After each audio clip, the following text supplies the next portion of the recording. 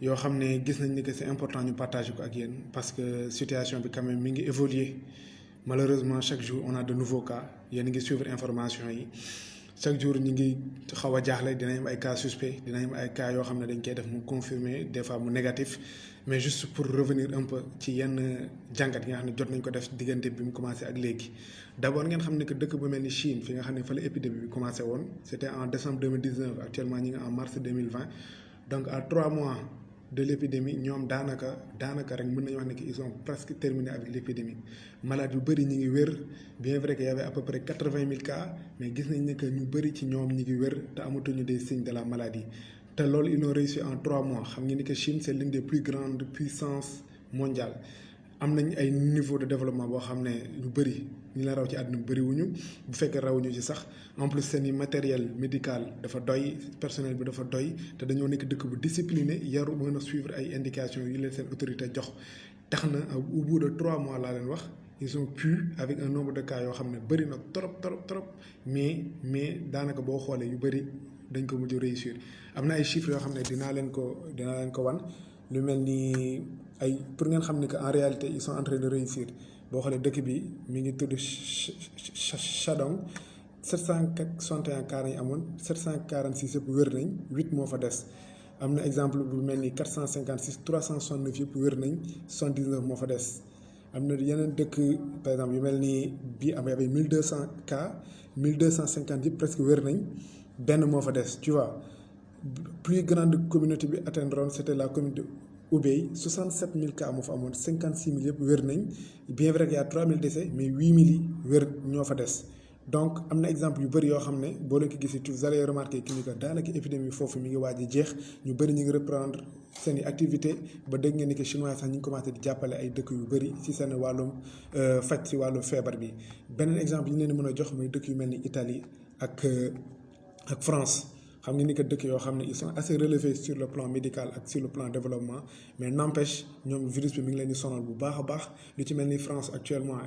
gis nga dugg nañ phase 3 dañoo déclarer li ñuy tuddee confinement général kenn dootul génn lu dul da nga am dox soxla boo xam ne dañ lay bindal papier bu ñu certifié wala nga nekk ci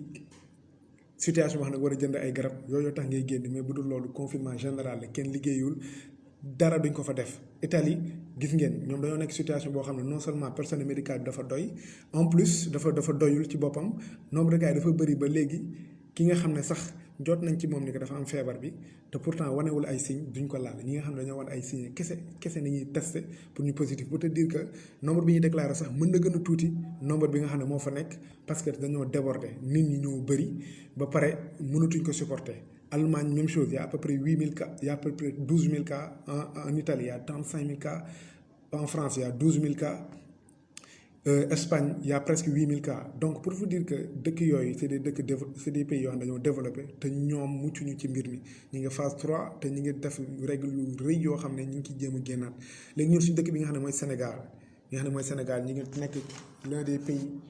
yoo xam ne daanaka mën nañu wax ne ci pays yi gën a reculé la bokk ci àdduna bi te ñu ngi stade 2 li ñuy bañ wax nañ ay mesures d'hygiène et de sécurité yoo xam ne ñu bëri war nañ cee jàpp xam nañ ni mu demee li aju ci wàllum set li aju ci wàllum rassemblement mobilisation déplacement yëpp c'est à réduire. Pourquoi c'est important parce que li ñuy tuddee ay cluster mooy zone boo xam ne dina am zone d'épidémie boo xam ne contagion bi dafa élevé ba kenn mënatu ko contrôler loolu nañuy bañ gis ngeen France affaire bi muy commencé am na benn dëkk bu ñu tuddee Mulhouse fa la affaire bi commencé dafa amoon benn rassemblement religieux boo xam ne presque 2000 personnes ñoo fa dajale woon cas de coronavirus yi ñu fa contracté moo dem ba propagé wu def une explosion démographique boo xam ne presque ils ont pas pu maîtriser cela ñun loolu nañuy bañ actuellement bu ñu leen nee bu kenn déplacé wu bu dañ def ay rassemblement quel qu'il soit n'importe quel rassemblement amuluñ njëriñ jamono ji parce que cluster nañuy bañ zone boo xam ne mën ngeen dem benn ngénte sax ngeen nekk presque 100 personnes affaire bi bu fa déclenché wu mën na créer cluster c'est-à-dire kenn dootu ko mën a supporter parce que ñi fa nekk en contact ñoo bëri mën ngeen daje benn événement religieux ay 100 personnes 50 personnes daje fa benn contagion jóge fa mu sonal àdduna bi yëpp mu sonal Sénégal bi yëpp loolu nañuy bañ ngir yàlla loolu nañuy bañal suñu dëkk góorgóorlu leen ci règle d'hygiène yi ngeen jàpp ci lépp lu ci wàllum set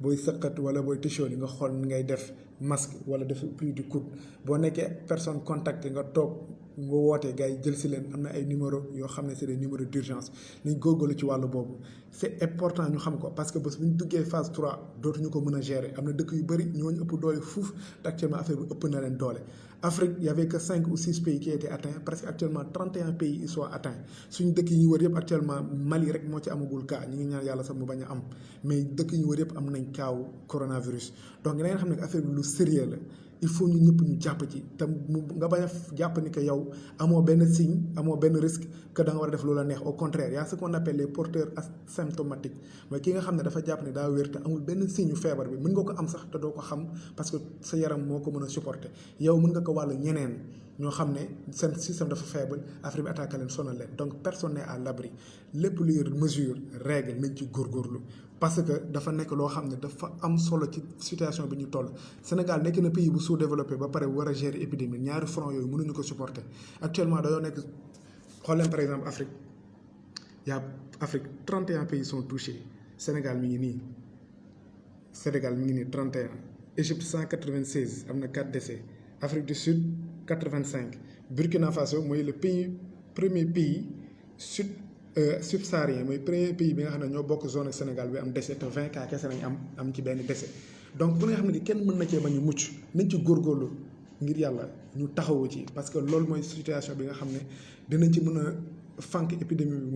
mu bañ a law suñu dëkk bi parce que dañoo sous-développé te suñu moyens yi dafa doyadi lii di personnel médical bi dafa doyadi lii di système de soins bi matul ñu ngi góorgóorlu mais matul xam ngeen bu baax ni mu demee lii di structure sanitaire yi aussi doyuñu donc bu ñu demee benn stade boo xam ne on peut plus supporter ça sera un chaos social te boobu ñaanu yàlla egg fa képp kuy citoyen na nga xam sa responsabilité bi nga am ci mbir mi képp kuy personnel de santé na nga xam responsabilité bi nga am ci mbir mi ñun ñëpp nañu àndandoo liggéeyandoo ci mbir mi génn ci jàmm Sénégal yàlla defal ko ndam ñu mën a passer à d'autres fronts loolu nañu amul lu ñuy partager ak suñuy mbokk sénégalais xaw na gudd mais c'est important ñu xam ko nañ jéem a partager le maximum pour que le maximum ñu nekk ñoo xam ne ils seront conscient ñu mën a informer mën a sensibiliser les autres ci sensibilisation nañ toll ci loolu nañ war a maximiser ci sensibilisation nañ toll ci loolu nañ war a maximiser donc jaarama ñëpp ñu ngi ñaan yàlla defal jàmm Sénégal mu defal ñu ndam salaamaaleykum